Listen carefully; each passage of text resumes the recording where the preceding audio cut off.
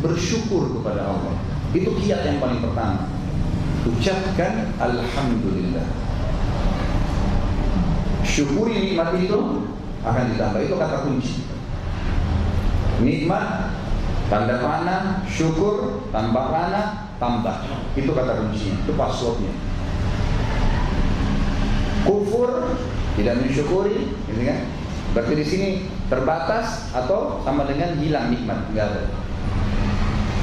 Saya kasih contoh. Ada orang subhanallah, saya temukan umurnya sampai 80 tahun. Ada teman ayah saya, semoga Allah jaga. Sampai sekarang Masya Allah, hampir 90 umurnya masih kuat.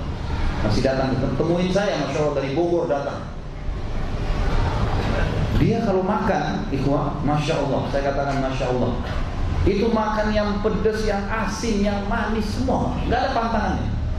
80 tahun, semua Masya Allah dimakan sama dia. Sekarang saya sama teman-teman makan kambing, ikut juga makan kambing. Kita makan apa saja, daging sapi makan daging sapi, ikan makan ikan, sambal makan sambal, minum es apa, minum semua, nggak ada pantangannya. Sampai saya bilang, Ami, paman, nggak ada pantangan. Alhamdulillah, dia bilang nggak ada. Saya temukan rahasianya dia. Selalu beliau itu kalau ditanya bagaimana Ami, alhamdulillah, alhamdulillah. Lisannya selalu alhamdulillah. Jadi luar biasa dijaga.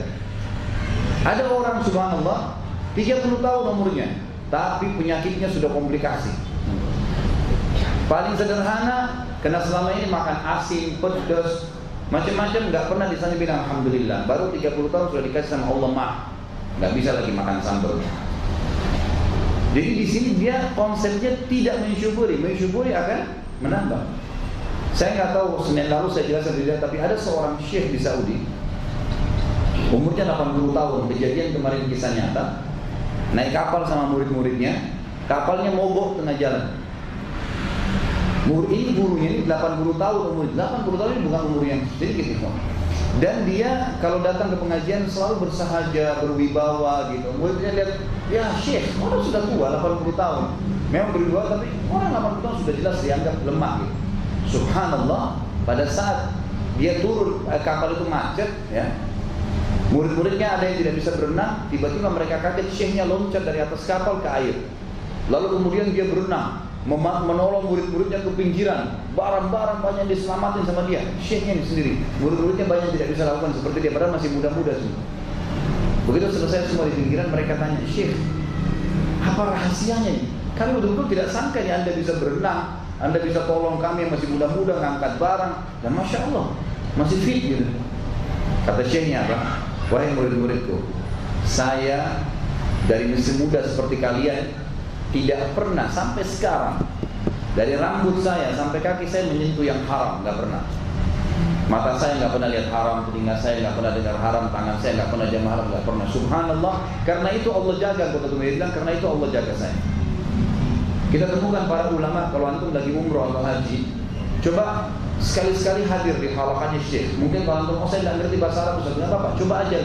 Rata-rata syekh di Masjid Nabawi itu kalau lagi ngajar di Masjid Haram, kalau antum dengar dia pakai gigi, mungkin suaranya lebih lantang dari saya. Masya Allah, suaranya lantang. Kita kalau dengar suaranya, oh ini mungkin syekh 30-40 tahun. Begitu antum dekat, jenggotnya semua putih, kulitnya sudah keriputan, 80-90 tahun umurnya, suaranya lantang, nggak pakai kacamata, matanya terang, ngajar kita. Jalan itu berjalan anak muda waktu masuk ke saf. Luar biasa. Ternyata memang menjaga diri pada hal-hal yang Allah halalkan itu luar biasa. Dan terutama kalau dia syukuri, dia bersyukur kepada Allah Subhanahu wa taala. Perhatikan di sini Allah Subhanahu wa taala menjelaskan masalah syukur dalam surah Al-Ankabut. Surah nomor 29 ayat 17. A'udzu billahi minasyaitonir rajim. Innama ta'buduna min dunillahi awthanan wa takhluquna ifka. Sampai sini saya terjemahkan dulu.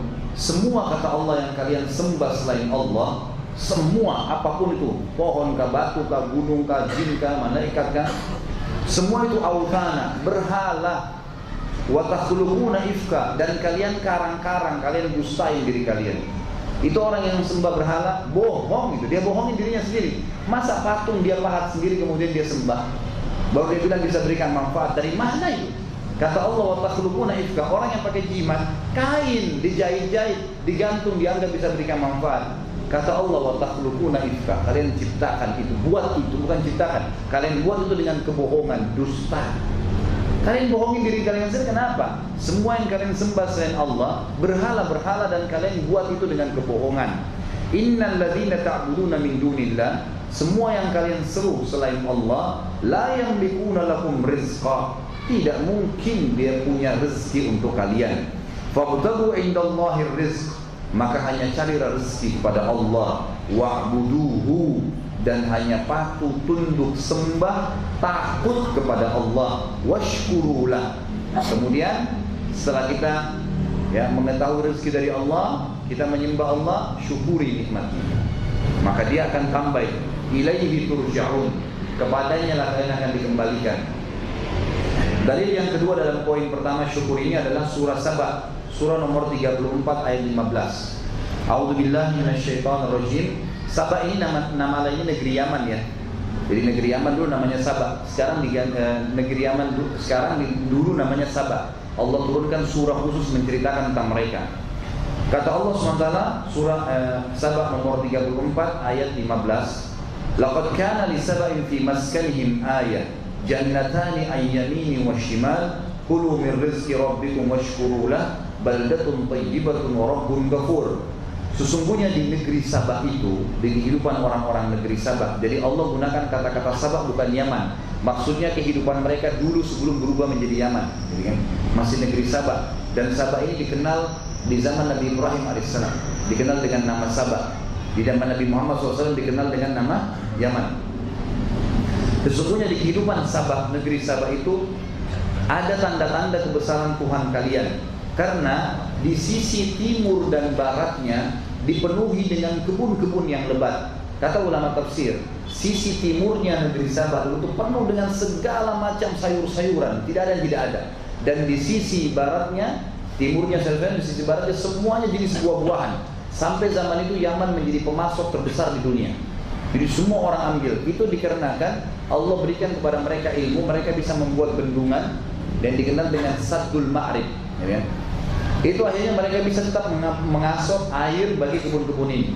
Lalu kata Allah Subhanahu wa taala dalam ayat ini, makanlah dari hasil itu sebagai rezeki dari Tuhan kalian dan bersyukurlah. Agar bisa bertahan, bersyukurlah. Lalu kata Allah, kalau kalian bersyukur, maka negeri kalian akan menjadi negeri yang baik, subur, dan juga kalian akan menemukan Tuhan kalian adalah zat yang maha pengampun.